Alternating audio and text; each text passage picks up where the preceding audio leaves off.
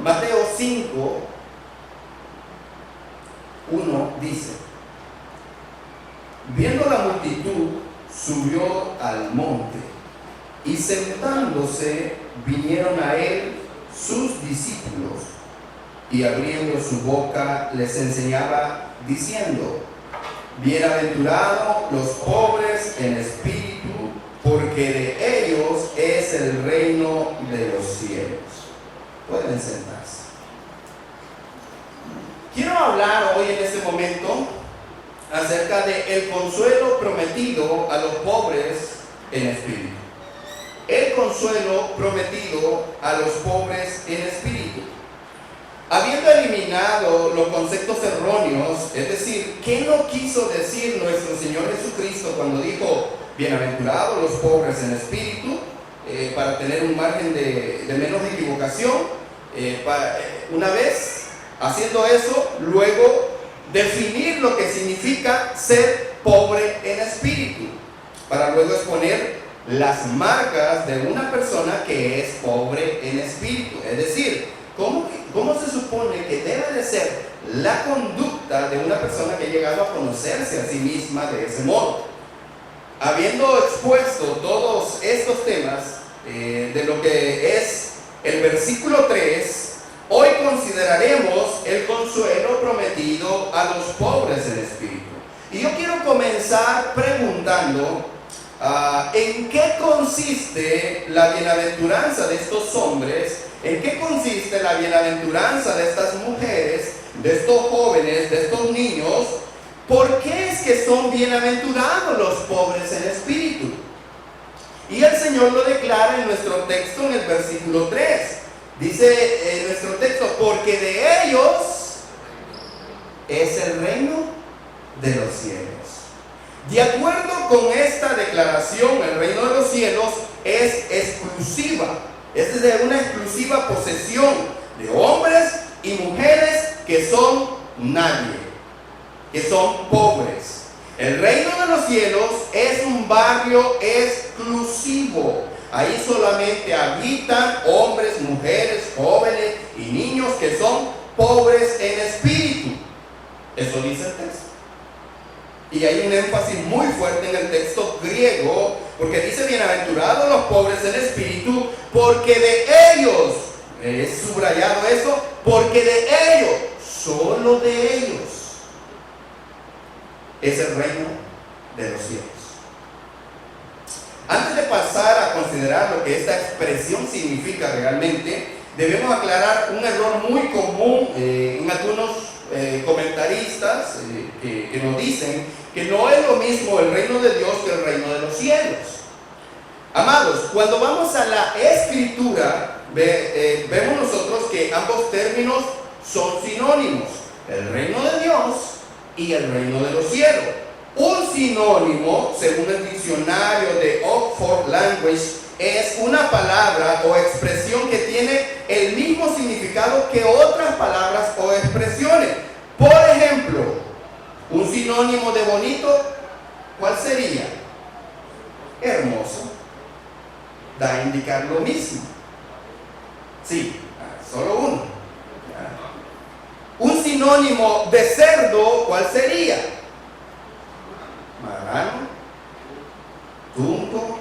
Bueno, ya entendemos, ¿verdad? Que eso es un sinónimo. Eso es un sinónimo, para los que no lo sabían. Entonces, cuando vamos a la escritura, vemos que el reino de Dios y el reino de los cielos, ambos términos son sinónimos. Por ejemplo, en Mateo capítulo 19, en la conversación que Cristo tuvo con el joven rico, vemos esta analogía, esta similitud. En Mateo 19, 23, si ustedes me acompañan, no voy a leer todo el texto, ustedes conocen la historia, pero ahí comenta acerca de un joven rico que fue al Señor y le preguntó qué debía de hacer para heredar la vida eterna. Cristo le dijo: vende todo lo que tiene. Que él quería hacerle ver a este hombre cuál era su idolatría y que era sus riquezas. En el versículo 23 de Mateo 19 dice: entonces Jesús le dijo a sus discípulos: de cierto os digo que difícilmente entrará un rico en el reino de los cielos. Otra vez os digo que es más fácil pasar un camello por el ojo de una aguja que entrar un rico en el reino de Dios. Esta es una fraseología, un símil hebreo. Los hebreos acostumbran a hablar comparando términos que son sinónimos. Él está diciendo acá que un rico difícilmente entrará en el reino de los cielos, que es lo mismo de decir que es muy difícil que entre en el reino de Dios. Lo mismo podemos ver comparando Mateo capítulo 5 versículo 3 y Lucas capítulo 6 versículo 20. En Mateo capítulo 5, en el versículo 3, dice: bienaventurados los pobres en espíritu, porque de ellos es el reino de los cielos. Y en Lucas capítulo 6, en el versículo 20 dice: y alzando los ojos hacia los discípulos, decía: bienaventurados vosotros los pobres, porque vuestro es el reino de Dios. Y así podemos buscar muchos textos más. Hay dos razones específicas por la que Cristo en ocasiones usó la expresión reino de los cielos en vez de decir el reino de Dios. Y quiero considerar algunas de ellas. La primera es que los judíos pensaban en el reino de Dios en términos materiales, externos, físicos, primariamente. Al decir el reino de los cielos, el Señor estaba haciendo ver a estos judíos que se trataba de un reino de connotación o de sentido espiritual o celestial. La segunda razón es por la dificultad que tenían los judíos de usar el nombre de Dios innecesariamente. Para ellos, este nombre merecía mucha reverencia. Si no es necesario pronunciar el nombre de Dios, era mejor usar algún sinónimo. El reino de Dios es lo mismo que el reino de los cielos. Ahora bien, ¿qué es el reino de los cielos? Amados, podríamos dar una serie posiblemente de 15 sermones y no terminaríamos este tema del reino de los cielos. Así que tenemos que elegir o meternos en el problema o dar una definición bien simple. Por el momento solo voy a dar una definición bien simple de lo que significa el reino de los cielos. El reino de Dios o el reino de los cielos no es más que el gobierno de Cristo o la esfera sobre el cual Él reina. En palabras más sencillas, todos aquellos que han doblegado su voluntad y se han sometido a la voluntad de Cristo pertenecen al reino de Cristo. Todos aquellos que ahora son gobernados por Cristo pertenecen al reino de Cristo. Y todos aquellos que ahora disfrutan de este gobierno aquí y ahora disfrutarán también en toda su plenitud de ese reino en la eternidad. Así que el reino de los cielos o el reino de Dios o el reino de Cristo es una realidad presente. Dice el apóstol Pablo hablando a los Colosas en la carta a los Colosenses en el capítulo 1 en el versículo 12: hemos sido trasladados del reino de las tinieblas al reino de su amado Hijo. Estamos en ese reino y es una realidad presente. Hoy, si nosotros estamos siendo gobernados por la voluntad de Dios, nosotros estamos en el reino de Cristo. Pero también esto es una realidad futura. Estamos en el reino aquí y ahora, pero disfrutaremos de ese reino en toda su plenitud cuando nuestro Señor Jesucristo vuelva. En aquel día glorioso, el gobierno de Cristo en nuestro corazón y en el mundo entero no tendrá obstáculo alguno, no tendrá ninguna resistencia. Pero no podemos esperar que algún día disfrutaremos de ese reino en plenitud mientras rechazamos aquí el gobierno de Cristo. Rechazar el gobierno de Cristo no es solo decir yo no quiero a Cristo, es no hacer su voluntad. Una cosa incluye la otra. Los que son gobernados por Cristo lo serán en la eternidad. Los que se gobiernan aquí por sus pasiones, por las miserias, ellos por sus deseos van a cosechar eternamente las miserias que se derivan de una vida tan insensata, tan necia. Una cosa incluye la otra. El apóstol Pablo nos dice en la carta a Gálatas, en el capítulo 5, en el versículo 24, pero los que son de Cristo han crucificado la carne con sus pasiones y sus deseos. Los que son pobres en espíritu han crucificado su carne con sus pasiones y sus deseos. Con Cristo, decía el apóstol Pablo, estoy juntamente crucificado. Pero a veces somos bien astutos, hermanos, porque nos desclavamos de la cruz para hacer nuestras fechorías. Y de ahí nos volvemos a clavar para que nadie se dé cuenta. Los pobres en espíritu están crucificados juntamente con Cristo. ¿Esto quiere decir que ahora no pecan? No, claro que no. Eso no es lo que significa. Lo que esto significa es que Cristo gobierna sobre nuestras pasiones, sobre nuestros deseos. Pero en cuanto a los inconversos, el Señor nos revela en Lucas capítulo 19, en el versículo 14, cuál es el sentir de los corazones, que es que no queremos que o el de los inconversos, reine sobre sus vidas. Eso es lo que piensa el inconverso. No queremos que reine sobre nosotros. Efesios, si me acompañan, en el capítulo 2, versículo 1.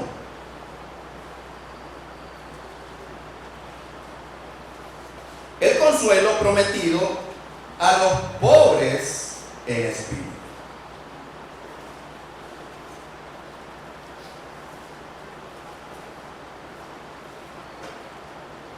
Dice así, Efesios 2:1, y Él os dio vida a vosotros cuando estabais, ¿cómo, amados?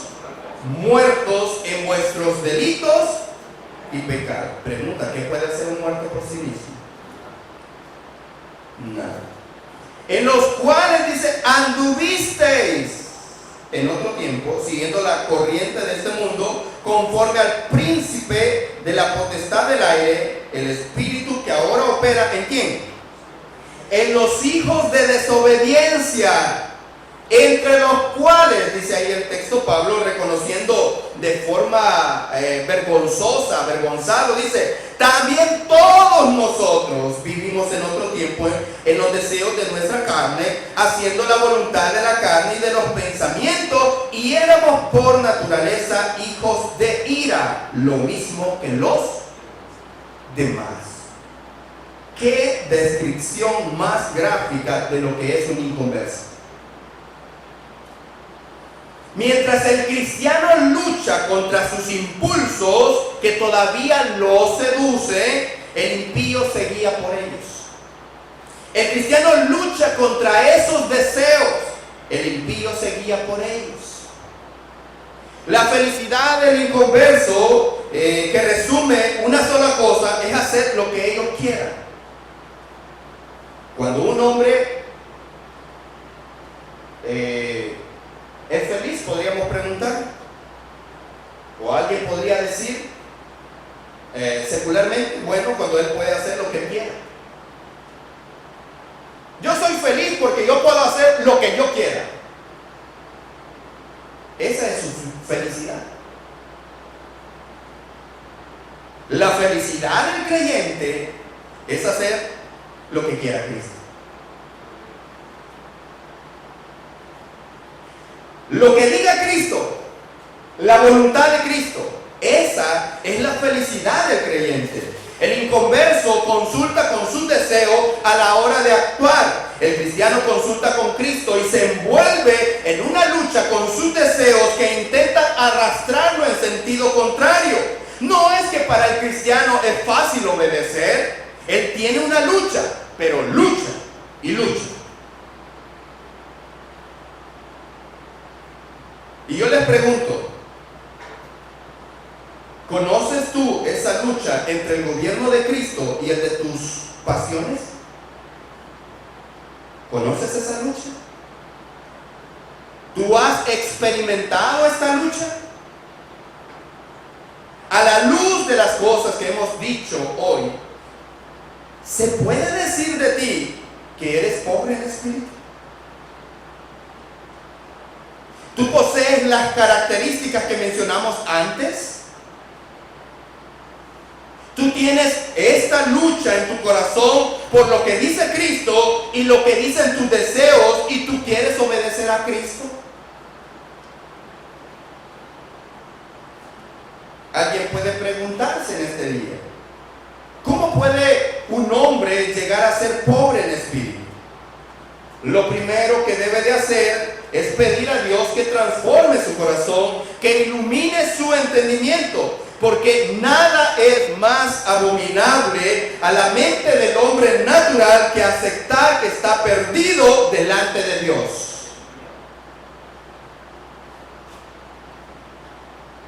Ese es el problema del hombre natural con el Evangelio. Él no quiere aceptar su verdadera condición delante de Dios.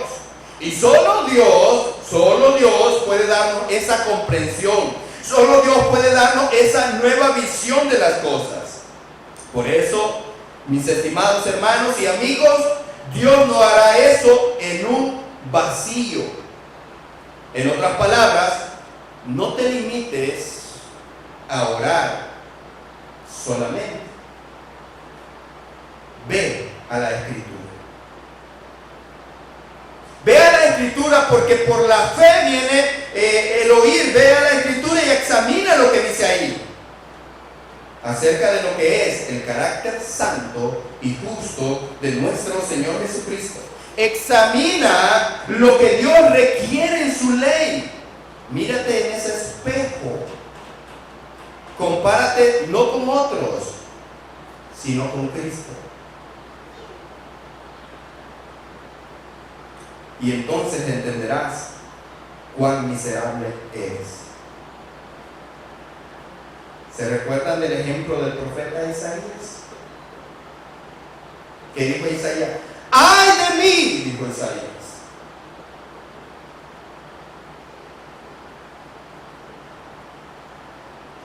Mírate en el espejo de la Escritura. Y entonces vas a entender cuán miserable eres. Entonces entenderás lo terrible que es la condición sin Cristo. Y cuando el entendimiento haya sido abierto, en el caso de nuestros amigos, se vean desnudos delante de Dios, merecedor de su ira infinita, totalmente desprovisto de méritos propios, entonces mira a Cristo. No te quedes mirando dentro de ti mismo, porque vas a llegar a la desesperación, vas a deprimirte mirando lo que hay dentro de ti. Pon tu confianza en Él, porque Él posee en abundancia lo que tú necesitas. Él posee en abundancia aquello de lo que tú careces. Mira a Cristo, que en Él habita toda la plenitud de la deidad. Mira a Cristo. Ten tus ojos puestos en Cristo. La felicidad del pobre en espíritu no radica en sus carencias. Él no es bienaventurado por causa de sus miserias. No es que él se sienta feliz viendo lo malo que él es. Él es bienaventurado porque sus miserias lo han guiado a Cristo y ahora está completo en Él. Y Cristo es más que suficiente en su vida. Él está completo en Él. No le falta absolutamente nada. Y ese es el mensaje del Evangelio de la gracia de nuestro Señor Jesucristo. Pero el que ya es pobre en espíritu debe de seguir seguir creciendo en ese estado. Y la única forma en que esto es posible es poniendo los ojos en Jesús. Todavía hay en nosotros mucha ignorancia que mortificar acerca de nosotros mismos. Todavía en ocasiones creemos que somos alguien. Todavía en ocasiones pensamos, o en ocasiones el diablo nos convence de que somos la gran pieza. Hay mucho orgullo en nosotros todavía. Hay mucha soberbia en nosotros todavía que mortificar. Y la única forma de hacerlo es poniendo los ojos en Jesús, el autor y consumador de nuestra fe. Mira a Jesús, compárate con Él, y entonces entenderás cuán grande es tu pobreza personal, y solo a través de esa luz apreciarás, desearás en toda la gloria, la gracia de Dios. Y entonces tu gozo va a aumentar. Entonces, cuando tú vengas a este lugar, tú te vas a derretir delante de Dios. Porque estás consciente de tu miseria, de tus carencias, pero de lo que tú careces, Cristo tiene en abundancia. Y Él ha abierto la puerta de su casa, no para que recojas migajas, sino para sentarte en la mesa y Él servir.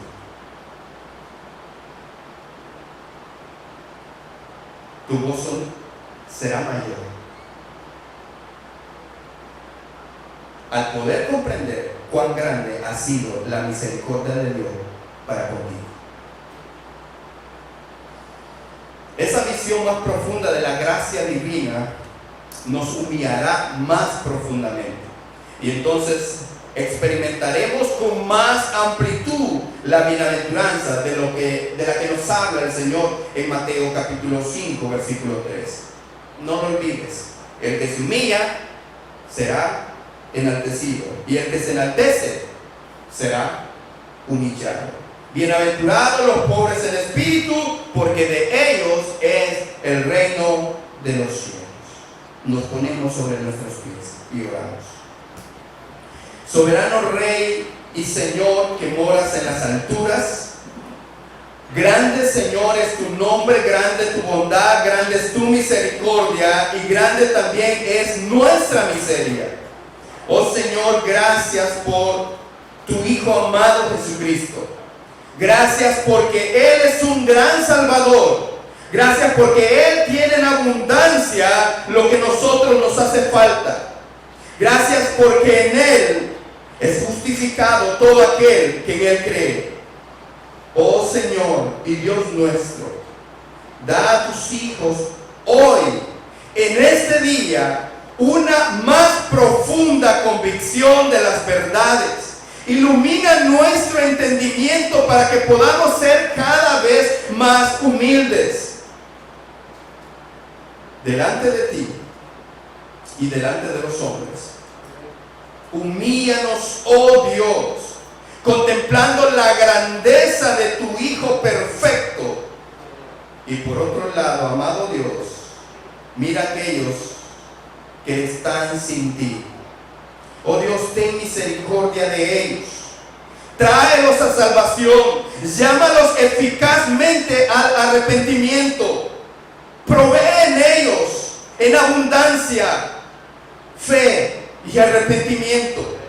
Te lo suplicamos en el nombre de aquel quien es nuestro sacerdote, nuestro profeta y nuestro rey, nuestro precioso y Salvador Jesucristo. Lo pedimos para nuestro bien y para tu gloria, en los méritos del Rey de Reyes y Señor de Señores. Amén.